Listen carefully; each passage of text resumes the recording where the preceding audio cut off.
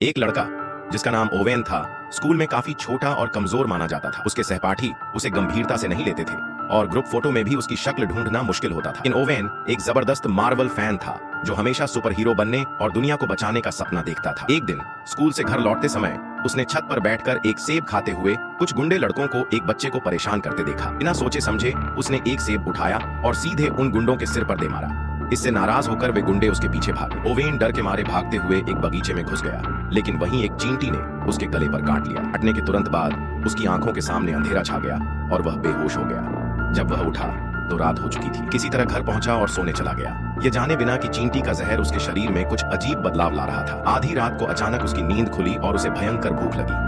उसने फ्रिज से केक और मीठे सामान निकालकर बिना रुके खा लिया। अगली सुबह जब वह नाश्ता करने बैठा तो उसने देखा कि जूस का डिब्बा उसके हाथ से चिपक गया है और लाख कोशिशों के बावजूद वह उसे अलग नहीं कर पा रहा था। उसने एक कांच का गिलास उठाने की कोशिश की तो वह उसके हाथ में ही चूर चूर हो गया। उसके पिता ने मजाक में कहा, अगली बार सिर्फ देशी गिलास इस्तेमाल करना। स्कूल में और भी अजीब चीजें हुई। खेल के पीरियड में जब खेल के टीचर ने उसे सेल्फ डिफेंस सिखाने के लिए बुलाया तो ओवेन ने अनजाने में टीचर को इतनी जोर से धक्का दिया कि वह 100 मीटर दूर जाकर गिरा। सभी छात्र हैरान रह गए और ओवेन ने मौका देखकर तुरंत भागने में ही भलाई समझी।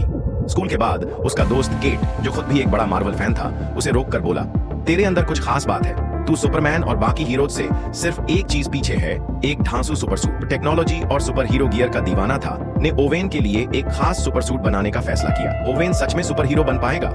क्या उसकी ताकतें उसे महान बनाएंगी या मुश्किलों में डालेंगी? ये सब जानने के लिए आगे देखना होगा।